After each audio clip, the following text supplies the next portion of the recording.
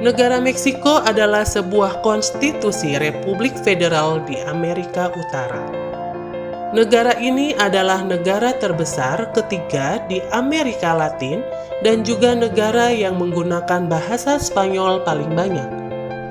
Sebagai negara yang berpenduduk padat, banyak masalah yang terjadi di negara ini, baik itu dari segi sosial, politik, maupun keamanan. Masalah narkoba beserta kartelnya masih menjadi ancaman utama yang menghantui di negara ini. Akan tetapi, ada satu lagi ancaman yang menghantui warga Meksiko. Ancaman itu bernama Coca-Cola. Meksiko merupakan salah satu negara dengan kelebihan berat badan terbanyak di dunia, baik untuk orang dewasa maupun anak-anak. Kebanyakan ahli gizi menunjuk pada penyebab yang tidak terduga, yaitu konsumsi berlebihan Coca-Cola yang secara luas dikenal sebagai minuman nasional tidak resmi. Negara ini mengkonsumsi Coca-Cola per kapita lebih banyak dibandingkan negara lain di dunia, yaitu sekitar 163 liter atau 43 galon per orang setiap tahunnya. Jumlah ini 50% lebih banyak dibandingkan Amerika Serikat, yang merupakan konsumen Coca-Cola tertinggi kedua. Coca-Cola sangat mematikan sehingga membunuh lebih banyak orang Meksiko setiap tahunnya. Dibandingkan obat terlarang yang beredar ilegal di Meksiko, jumlah kematian yang disebabkan oleh kartel narkoba diperkirakan mencapai 20.000 orang per tahun. Jumlah ini jauh lebih kecil dibandingkan dengan 70.000 orang yang meninggal karena diabetes tipe 2 setiap tahunnya.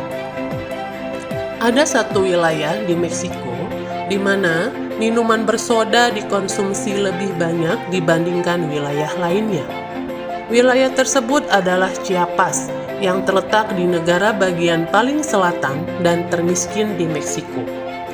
Rata-rata orang mengkonsumsi 821 liter per tahun atau 2,2 liter per hari, 5 kali lipat lebih besar dari rata-rata konsumsi di negara tersebut.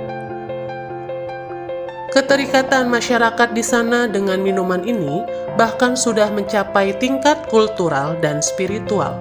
Contohnya di San Andres Larraizar, kota di negara bagian Chiapas, di mana dukun tradisional biasa mempersembahkan Coca-Cola sebagai sesaji dalam berbagai acara ritual dan pengobatan.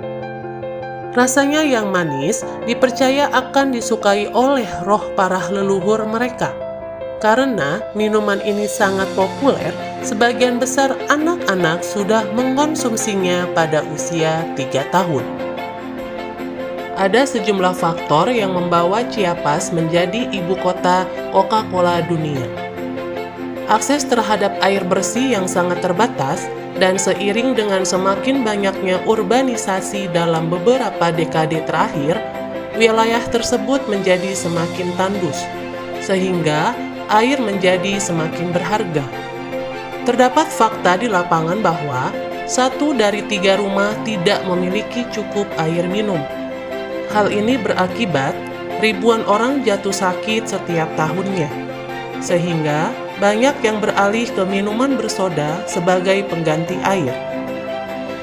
Faktor penyebab utama lainnya yang mendorong konsumsi secara luas adalah adanya pabrik Coca-Cola yang dibangun tepat di pusat kota Chiapas.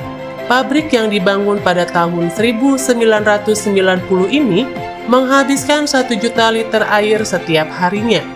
Karena lahan di sekitarnya semakin kering, air menjadi komoditas mahal bagi banyak orang. Soda lebih mudah didapat dan lebih murah dibandingkan air bagi sebagian besar penduduk. Banyak pengunjuk rasa dan aktivis menyerukan agar pabrik Coca-Cola dipindahkan dan menuduh pemerintah setempat menempatkan kepentingan perusahaan di atas keinginan rakyat. Politisi setempat sudah berupaya mengatasi masalah ini, akan tetapi saat di lapangan banyak kendala yang mereka hadapi.